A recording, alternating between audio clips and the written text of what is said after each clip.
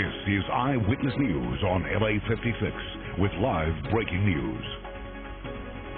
Breaking news, a carjacking suspect leads police on a wild and dangerous pursuit in Orange County. Welcome to Eyewitness News on LA56. I'm Colleen Sullivan. And I'm David Ona. The driver blew through busy intersections, sometimes in the wrong lanes, even driving on the sidewalks as he tried to race away from police in Fullerton. Watch these highlights. He led police along the 57 and 91 freeways through Anaheim. You can see people running from the crosswalk right there. He was extremely reckless, and that's an understatement.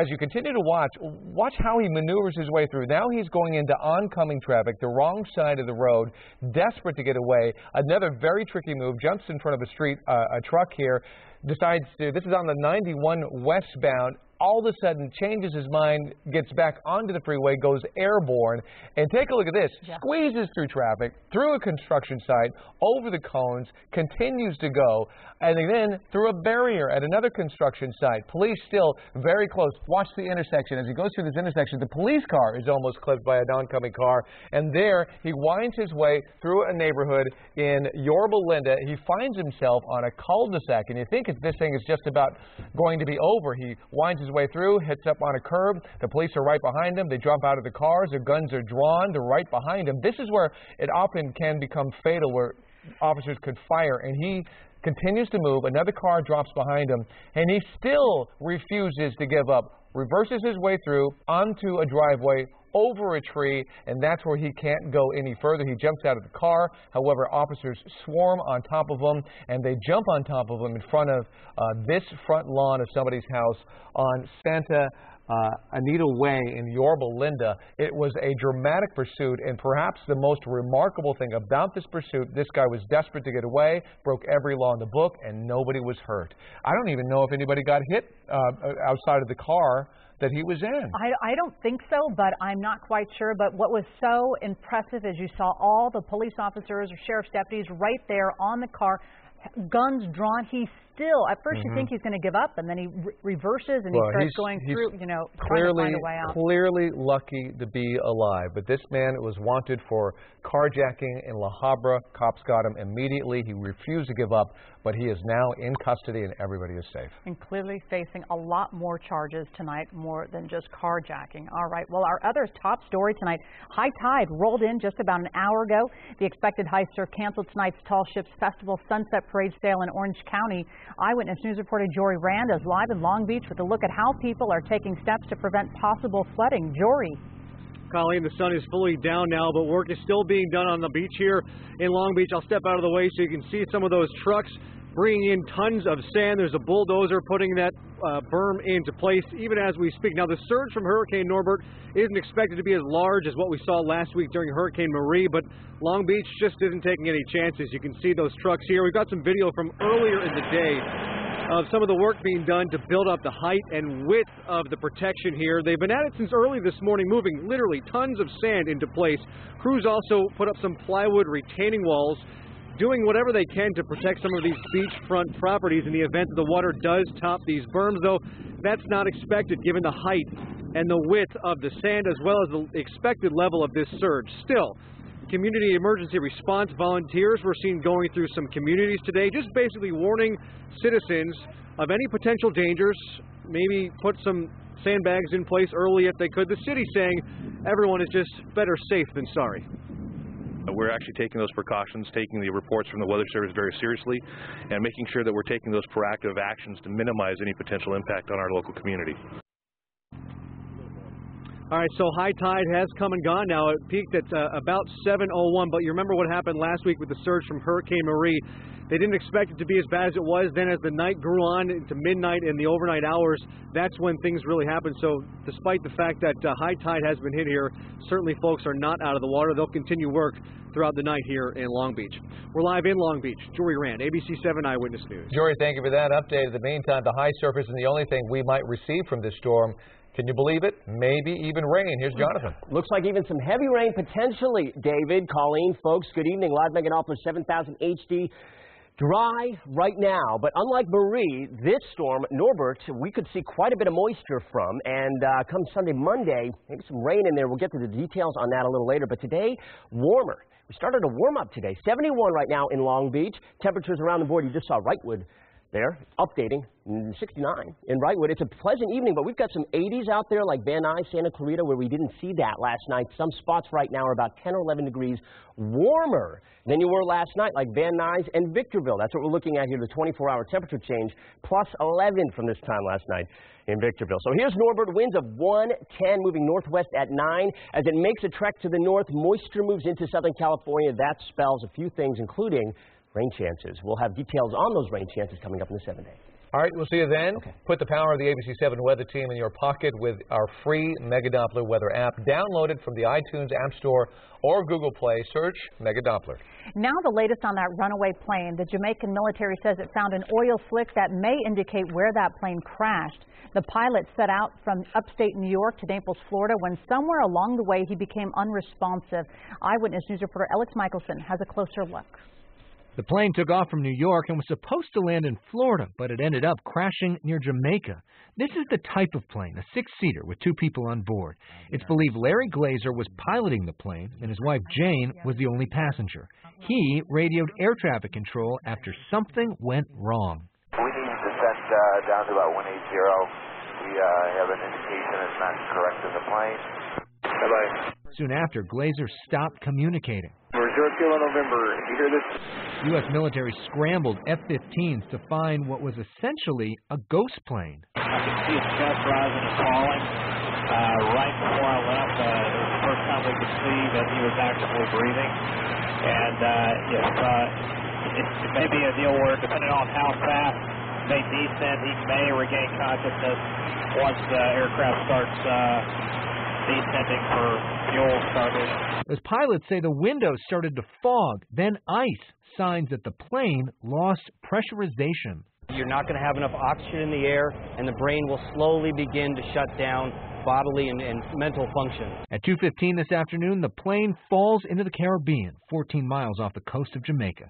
The pilot, Larry Glazer, was CEO of Buckingham Properties. That's one of the leading real estate developers in Rochester, New York. Well, if you're going to have a healthy region, you have to have a healthy downtown. In an interview with the New York PBS station, the Glazers talked about first meeting at summer camp as kids. Well, the first time we actually went out at camp, Larry squeezed a peach on top of my head. What was the reason for that? What was that all about? Just to get your attention. This evening, their attorney spoke on behalf of their grieving family. We hope everyone will have their thoughts and prayers with the Glazers at this difficult time, and that people will be able to and will respect their privacy. Multiple sources tell ABC News that Glazer was asked in the middle of the flight if he wanted to declare an emergency. He chose not to, although experts say that his judgment may have been impaired due to hypoxia. Reporting from the newsroom, Alex Michelson, ABC7 Eyewitness News. Tonight, President Obama is back on U.S. soil, returning home from the NATO summit in the U.K. At the summit, the president explained his strategy to deal with the ISIS terror group. The meeting also dealt with the crisis in Ukraine. ABC's Karen Travers reports from Washington, D.C. It was President Obama's most forceful statement yet on the threat from ISIS. We are going to degrade and ultimately defeat ISIL, the same way that we have gone after al-Qaeda. This week, the president seemed to backtrack when it came to the U.S. objective against this extremist group, from destroying ISIS to shrinking its sphere of influence. But today, he was more absolute. U.S. airstrikes against ISIS targets in Syria are on the table. We're actively considering all options that are necessary. But today, President Obama strongly ruled out one option. We will not be placing U.S. ground troops to try to control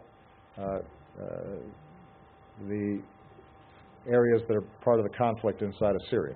The president said that was not a necessary part of the strategy to destroy ISIS.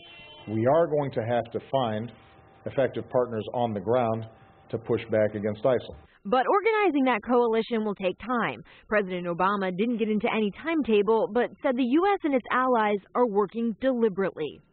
The other big issue dominating this week's summit was the ongoing violence in eastern Ukraine. Today, Ukraine's president announced a ceasefire with the pro-Russia rebels. The deal, if it holds, would end the nearly 5-month bloody conflict that's killed nearly 2,600 people. Obviously, we are hopeful, but based on past experience, also skeptical. Secretary of State John Kerry will now travel to the region to continue conversations with Arab leaders about building a coalition to take the fight to ISIS. Karen Travers, ABC News, Washington. President Obama knocked one off his bucket list, visiting one of Britain's top tourist attractions, Stonehenge. I've always wanted to go there.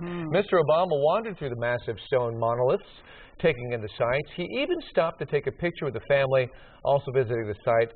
The site dates back thousands of years. The president says Stonehenge is something that he's always wanted to see. Well, will she or will she not? Hillary Clinton is speaking out about a possible presidential bid in 2016. The former Secretary of State appeared today at a charitable event in Mexico City. Asked about a potential run for the White House, Clinton said she would only speak hypothetically. I am going to be making a decision around probably after the first of the year about whether I'm going to run again or not. I will have to be convinced that I have a very clear vision with an agenda of what I think needs to be done, and that I have the experience and know-how to lead not just those who agree with me, but those who disagree with me to try to achieve those goals. And that's a very serious undertaking. Hillary Clinton has long been considered a front-runner for the Democratic nomination if she decides to throw her hat in the ring. Several unanswered questions remain tonight about Joan Rivers' death. After an initial autopsy, investigators say they need more tests to determine Rivers' exact cause of death. Rivers went to a specialized clinic to have her vocal cords examined. The first 911 call came in at 9:39 a.m. Paramedics got there 7 minutes later. At 10:08, Rivers arrived at Mount Sinai Hospital and was already on life support. Rivers' family is planning a private funeral service in New York on Sunday. Up next here at 8 o'clock, a new home for the so-called suburban cobra. Why even the experts won't get near him now. Plus this story. Her mission was just to get that baby out as soon as possible. A race against time to save a toddler locked in a hot car. And Orange County surgeons perform a rare operation to remove an 80-pound growth from a man's scrotum when Eyewitness News returns.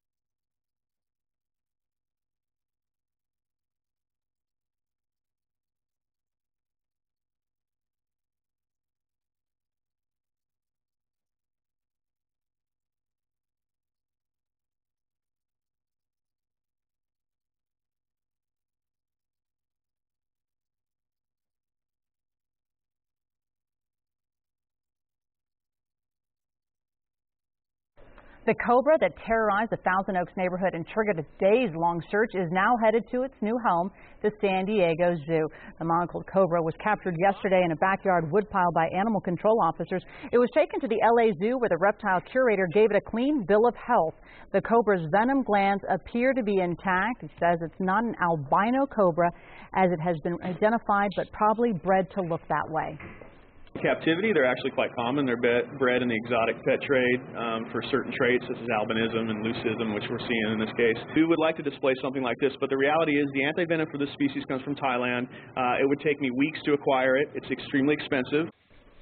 Cobras are illegal in California unless you have the proper permits. Authorities are now trying to find the owner. A San Jose mother may face child neglect charges for leaving her 2-year-old son in a hot car while she went shopping. It happened Monday, and someone caught the rescue on video. Firefighters say the temperatures hit 92 degrees there, and the temperature inside the car would have reached 121 degrees in 20 minutes. Our mission was just to get that baby out as soon as possible. We had the air conditioner going on. We tried everything we can just to bring the patient's temperature down. Authorities say the toddler is going to be okay. The mother told detectives she and a second child just ran into a store for a minute. That is just not okay. It's just so hot, those poor little ones. Well, and our temperature is going to be going up too. Yes, temperatures are going up just before they go back down because of the moisture and the clouds associated with Hurricane Norbert, which will also, as we were talking about earlier, bring high surf, potential flooding to the mountains. Let's get to it. Live Meganopolis 7000 HD live sweeps heading around. We've got dry conditions at the moment. A-OK. It was beautiful today.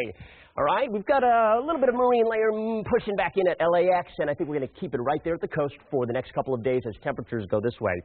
Big time, actually. 69 right now at the airport. 88 Santa Clarita. Temperatures running 5-10 degrees warmer right now and just overall today than they were yesterday. Very warm evening. 80s from Riverside to Ontario to Van Nuys, up near Ojai, getting right there on 78. Good evening, Oxnard. You're at 66. So in the big picture, high pressure's trying to nudge back in as that trough of low pressure is still kind of hanging out off to the west, but it's just not pushing in that onshore flow as strongly because of high pressure into the picture. Now, that's just sort of temporary because that high is also going to help to guide in the moisture associated with Hurricane Norbert. Winds of 110 miles an hour. Northwest is its motion.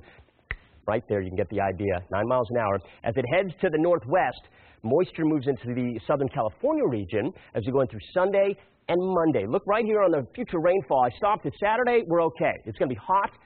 Humidity increasing. We'll have to deal with that. But Sunday, 11 a.m. already looks like a chance off to the potentially eastern portions of the area, and then into Sunday night as well. And then look at the bullseye that heads over us going into Monday. There's the real oomph of the system, of the moisture, really socking us in on Monday, 4 p.m. Potential flooding in the mountain areas. In fact, already issued a flash flood watch the National Weather Service has from Sunday, 10 a.m. until Monday at 8 p.m. And we have a high surf advisory, south-facing beaches, all the way through Monday at 6 a.m. If you're heading to the beach this weekend, it's going to be tempting. It's going to be hot. Be careful out there in the water. We have danger again from a tropical system. 100 from Palmdale, Lancaster, Santa Clarita, Riverside, Beaumont, 101 Palm Springs tomorrow for your highs, 79 Huntington Beach. It's a hot 7-day for a couple of days, all right? We'll have a little bit of warm up here before the rain, the tropical moisture comes in. Here it is for LA Metro and Orange County. 90, back up to 90 from the 80 yesterday, so it's a jump on Sunday. Chance of rain on Monday, still hanging around in LA, downtown, and then we'll keep it right around the mid-80s or so for the rest of the week next week. Valleys, IE, you're in there too. Hot, humid, 98 on Sunday with humid conditions. It'll be a little rough. Chance of rain on Monday dropping down to 89. The mountains, though, have the best chance of some storms forming and bringing some rain, some flooding potentially. But right now, 60% Sunday and Monday. The high desert, you could see a storm or two form as well Sunday and Monday. Temperatures around 100 for a couple of days in the weekend. So be careful out there if you're heading to the beach. We're going to have rip currents, sneaker waves, all that. So we'll keep you posted right here. Back to you guys at the desk. Jonathan, thank you. You're welcome. A man with an abnormally large scrotum flies across the country hoping Orange County surgeons can give him a chance at a normal life. It's grown to a size that makes it impossible to walk more than a few feet at a time. Orange County Bureau Chief Eileen Freya reports from UCI Medical Center in Orange. Dan Maurer, his mother Connie and wife Mindy by his side, is starting a new life after undergoing 14 hours of surgery at UCI Medical Center in Orange. This has been very emotional. Of course, I've seen him for the 7 years fighting this. The 39-year-old Michigan man has a rare condition called scrotal lymphedema. It's 80 pounds hanging between your legs. It took a lot of willpower every day for me to get up out of bed, fight it. I could walk about 40 feet before I'd have to stop and rest. For 7 years, Maurer tried to get help. Doctors told him to lose weight, which he would do, but his scrotum continued to grow. It wasn't until he saw a TV documentary about another man with the same condition that led him to Dr. Joel Gelman at UCI Medical Center. Very debilitating condition as these patients develop masses that become the size of a baseball, then a basketball, then a watermelon, and then ultimately the size of a beach ball. The condition, believed to be caused by blocked vessels in the lymphatic system that fail to drain fluid from the area. Better today? It's been 1 week since the operation. Maurer is 150 pounds lighter after surgeons removed the growth and extra fat from his stomach area. Dan has got really strong, and he's determined, and I know that he's going to succeed in this that he wants for his life. His doctor expects Maurer should be well enough to leave the hospital in the next several days, but he has a long road of rehabilitation ahead of him. Maurer must lose more weight and has to relearn how to walk. It's going to be a learning curve, you know. So, and if you don't have a good heart going into it, you're never going to achieve anything. He's been in a cage for 7 years, and now he's got new hope. In Orange, Eileen Frere, ABC7 Eyewitness News. Up next, it's not something you want victims to hear, why some are actually being told to try solving their own crimes. Plus, meet a cat named Little Dude with a heavyweight problem and how his foster family is trying to get the pounds off. And breaking your cell phone contract can cost you hundreds of dollars, but we have found a way out that will cost you much less.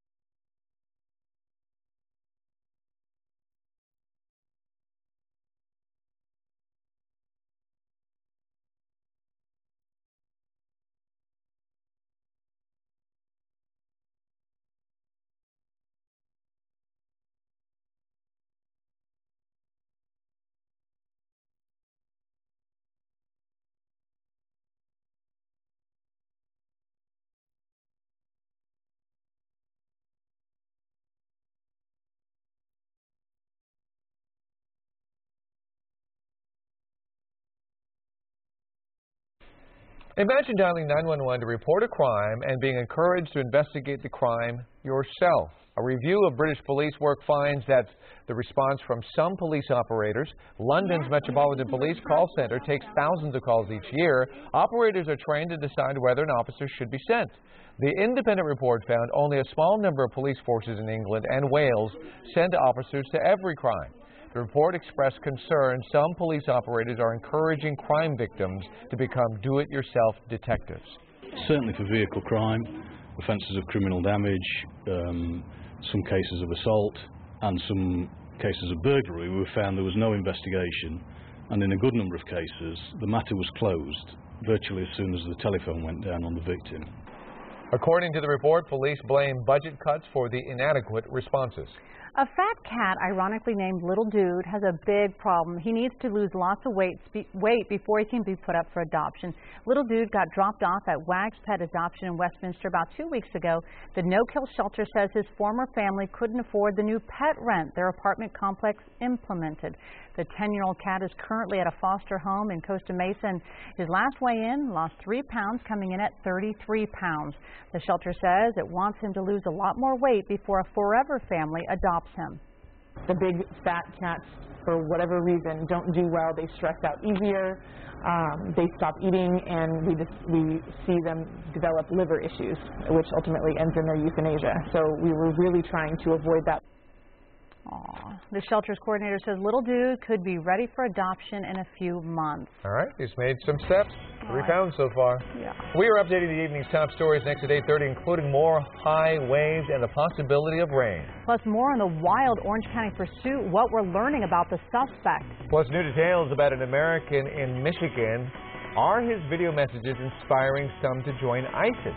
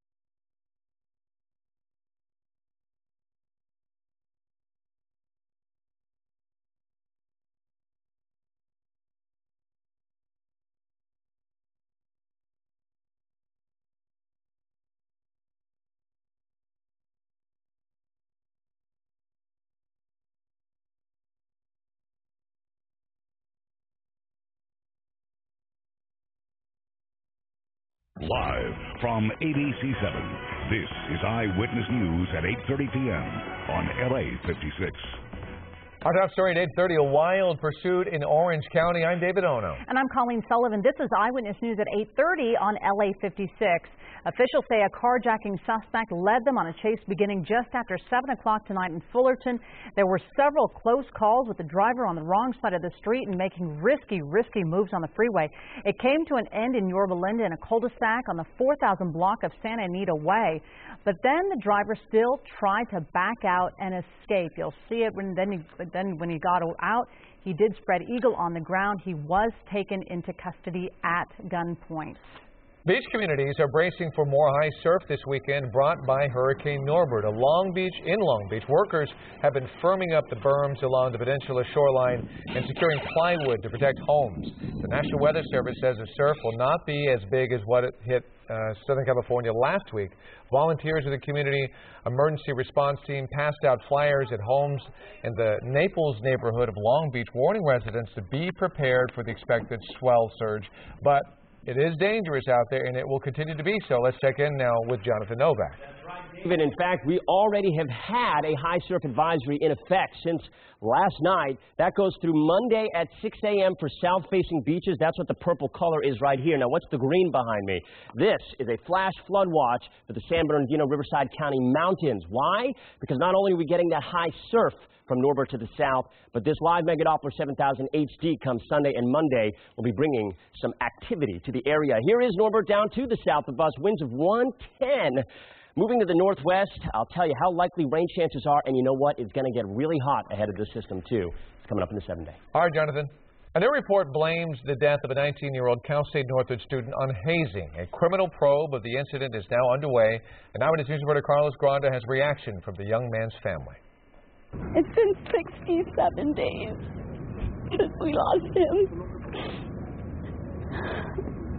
and we still don't have answers. Armando Villa's family was in tears as they listened to the president of CSUN call the incident that took his life an act of hazing. Hazing is stupid, senseless, it is dangerous, and it is against the law in California. The 19-year-old died back on July 1st in the Angeles National Forest after reportedly suffering a heat stroke.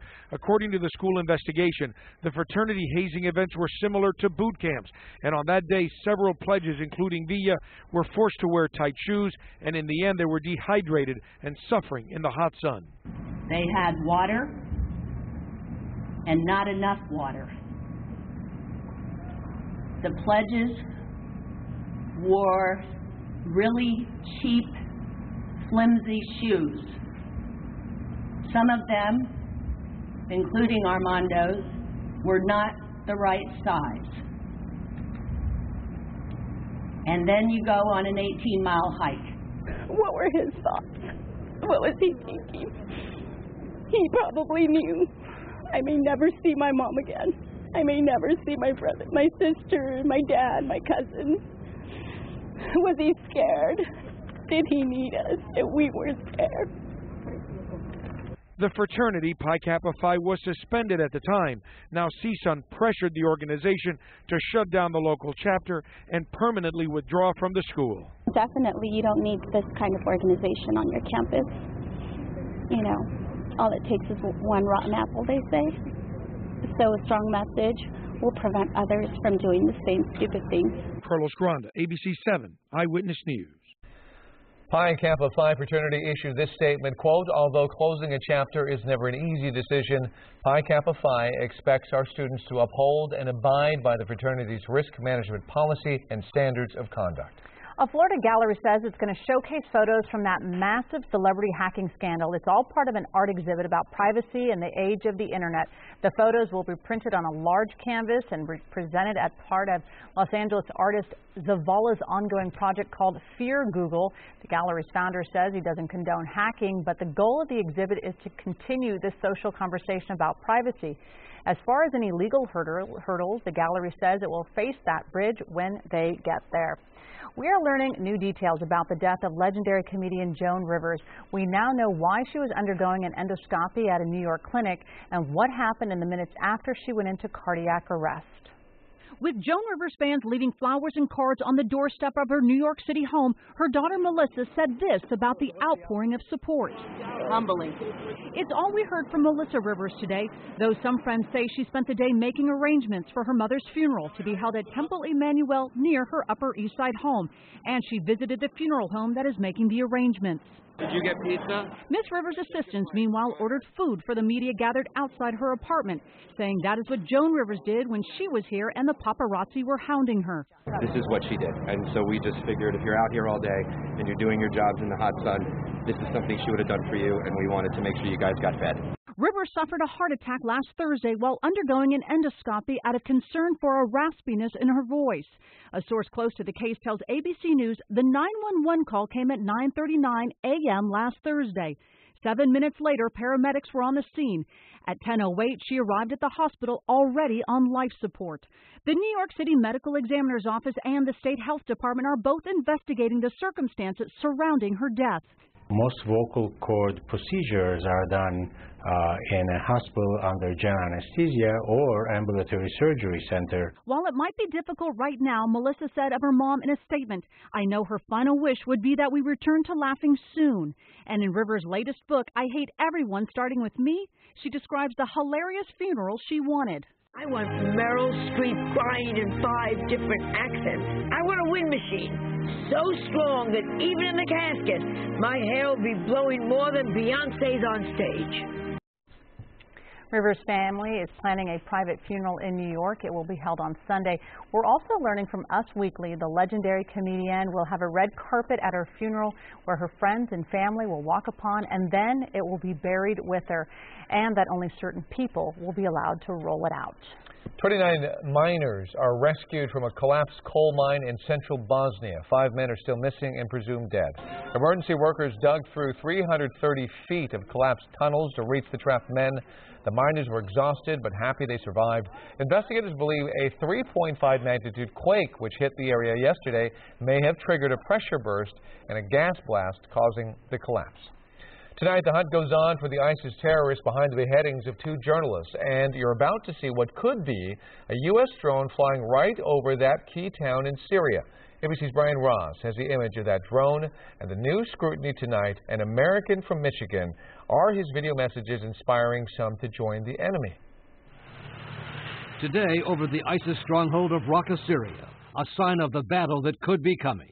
Activists in Syria posted this photo of what they said was an unarmed U.S. drone.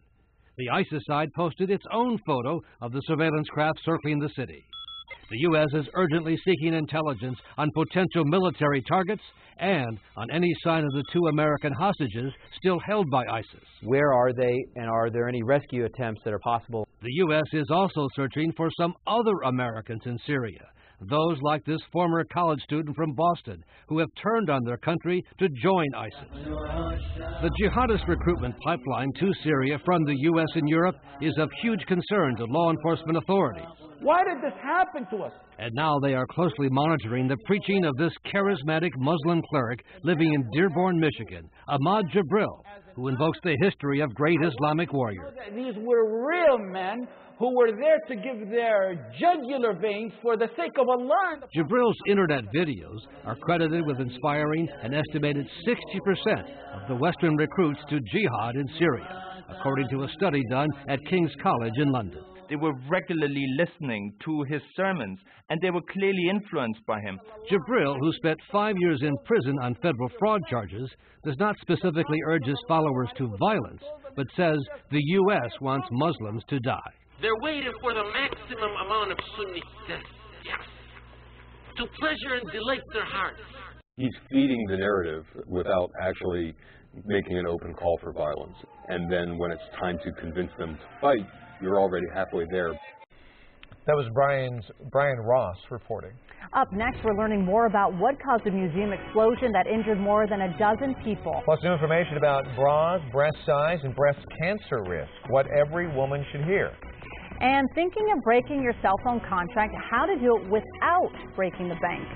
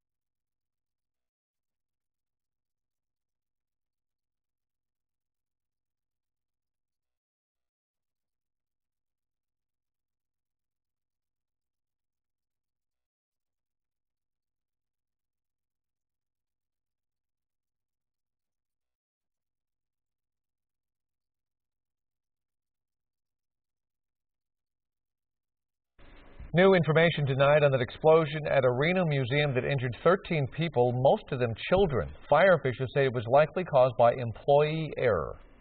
Oh, you know what I didn't add? The alcohol. You guys were just, I was so excited. The instructor realizes she is leaving out a key ingredient in the experiment meant to create the effect of a tornado, and after she pours the methyl alcohol, a flash ignites.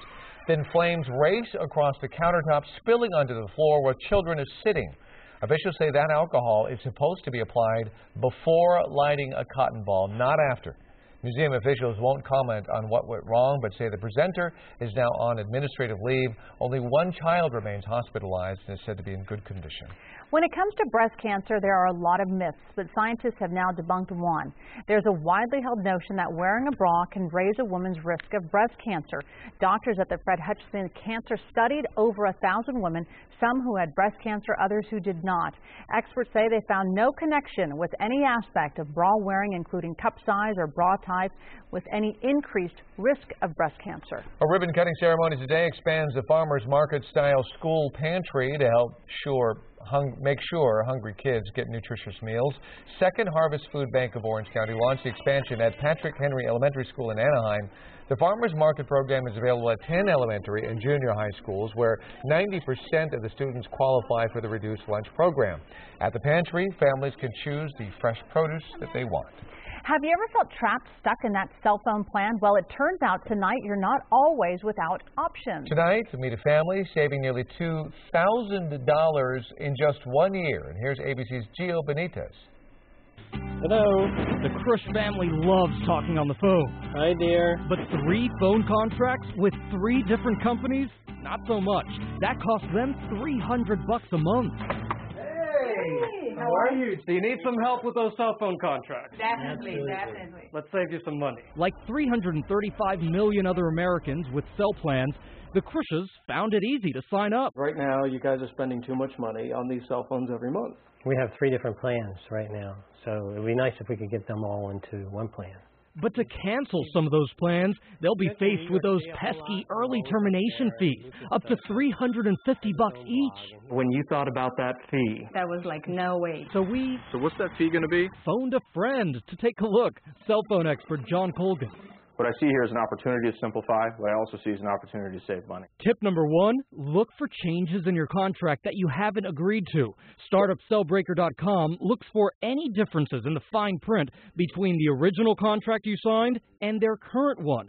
So you may be able to cancel without that big fee. That would be just over 50% savings. I love it.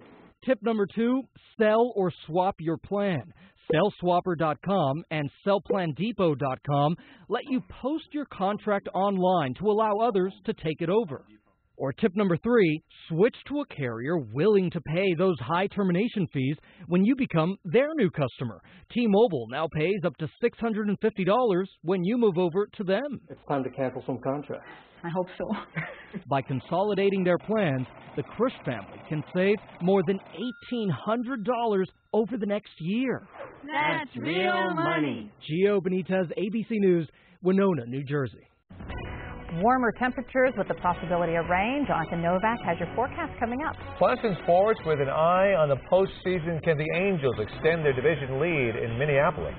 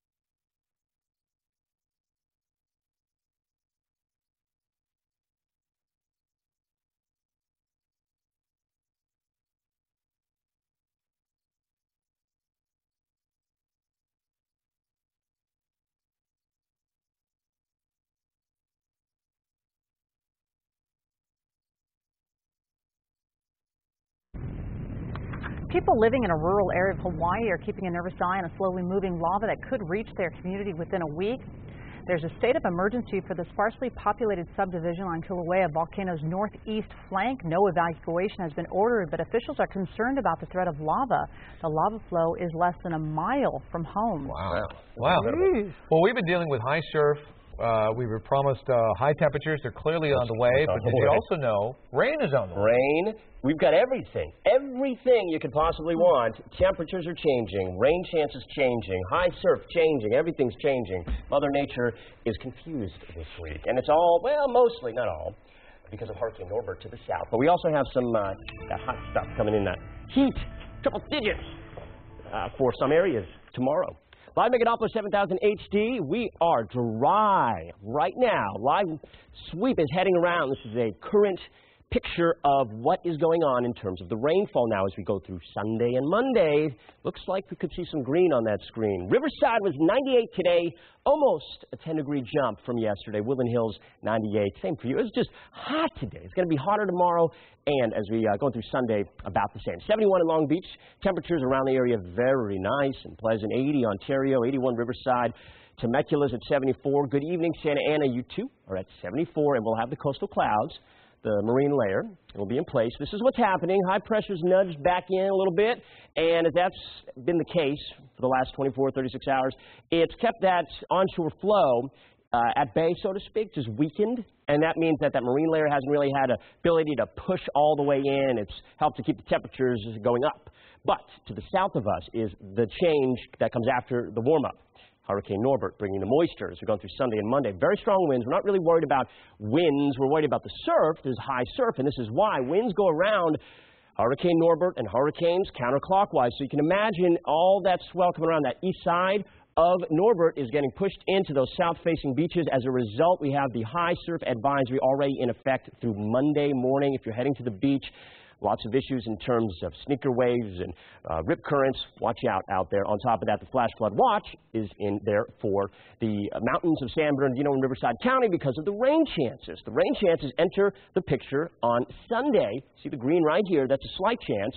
Later on Sunday, even a little bit better. And then Monday, that looks like the best shot at some showers would be Monday, 4 p.m. Kind of a bullseye right there over Southern California. So that would be nice. We need it so bad. But, you know, if we get some, it would be mainly in the mountains. So the LA area will keep a slight chance, 20%, with mid-80s on Monday. It's going to be hot on Sunday, and, you know, on top of that, the humidity is going up, too. Sorry. Valleys, IE, 98 on Sunday, and humid, a chance of rain on Monday, and then you'll be right around 90, 91 after that, and we'll dry it out all week. Mountains, though, have the best chance at some of those showers forming, in fact, some storms, possible flooding Sunday into Monday. Temperatures dipping down to 70 on Monday with the cloud cover around, and the high desert, 100 on Saturday and Sunday. Chance of rain for you as well. And then after all that moisture gets out of here, we've got winds and warm air for you in the high desert. Dallas has more in the forecast on ABC7 at 11. Thank you, Jonathan. You're welcome. An early September road trip that covers 4 cities in just 10 days could ultimately determine the Angels' lock on first place in the AL West. Tonight, the Halos are in Minneapolis. The game was tied at 2 in the 4th when Mike Trout flared one to right. Brian Dozier lays out, but the ball pops loose when he hits the turf, and in comes Cole Calhoun. Angels lead 3-2. The Twins answered with a pair of runs, but in the 8th, here come the Angels offense again. With a pair of teammates aboard, Calhoun drops one into the gap in left center, and that clears the bases. Trout added another RBI double in the inning. The Angels within a couple of outs have taken this one and maintaining a 5-game lead in the AL West. Meantime, outgoing Commissioner Bud Selig paid what could be one of his final official visits to the ravine, and he made it count. Selig presented the legendary Vin Scully with the Commissioner's Historic Achievement Award. A no-brainer. Vin has been in the booth for 65 years. Scully is only the second non-player to receive the award. The other, Jackie Robinson's widow, Rachel, 7 years ago. So I felt, thinking about this for a long time, that for all of us who love baseball, to pause today and take the opportunity to shine the light on a remarkable human being and a man who has led one of the most distinguished baseball lives ever.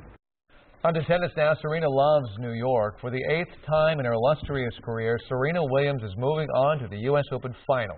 Williams is a straight-set winner over Ekaterina Makarova today. In the meantime, look at this one. China's Peng Shuai could have played Serena but trailing in the second set against Caroline Wozniacki, she began suffering from apparent leg cramps. The match was halted while Shuai left the court to be examined by a doctor. She was off the court for more than 10 minutes, and the rules allow that. She returned to the court, and the play resumed, but only briefly. She then collapsed again and was clearly in distress. Finally, the match was stopped as she needed a wheelchair in order to leave the court, but she's okay now. Wozniacki and Serena play on Sunday. And more news straight ahead here at 8:30 and ahead tonight on Eyewitness News at 11 on KABC. A veteran deputy city attorney is arrested on multiple child porn charges. We're going to have the latest on the investigation. Plus, it was a wild pursuit through Orange County. We are learning more about the suspect, and we hear witnesses describe the dramatic end. These stories and all the late-breaking news on Southern California's #1 late newscast, Eyewitness News at 11 on KABC.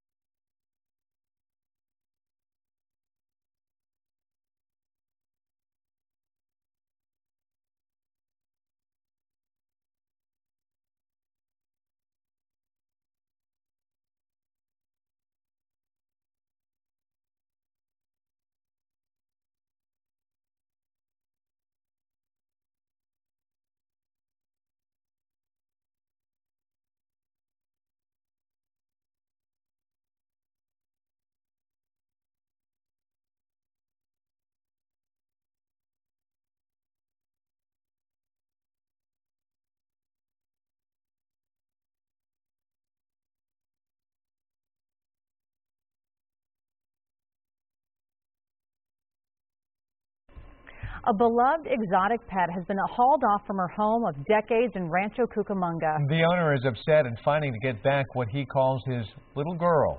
Inland Empire Bureau Chief Rob McMillan says even neighbors want her back. It's hard for me to believe that my little girl's not here anymore. Like many people who've lost pets before, Chris Casaro of Rancho Cucamonga says it's hard to even talk about it. His pet named Chopper had lived inside this enclosure for decades. Last night when they took her, I wept for hours, vomited and everything else. But perhaps if Chopper had been a dog or a cat, she might still be with him today. But because Chopper is a 6-foot-long alligator with no proper permit, she was taken away by California Fish and Wildlife. It may be hard for people to understand that, but it's like watching your child walk away. Not only is Casaro sad, but interestingly enough, so are many of his neighbors. My yard shares the fence with the gator. So we've known about it forever, and we've never had an issue with it at all. We've never had any fear of it getting out. We don't fear walking our dog or taking our little ones out. The owner says over the past 25 years, the gator has not ever gotten out of here. There hasn't been a single attack, not even a single complaint. Until now. Yeah, it was an anonymous tip as far as I know.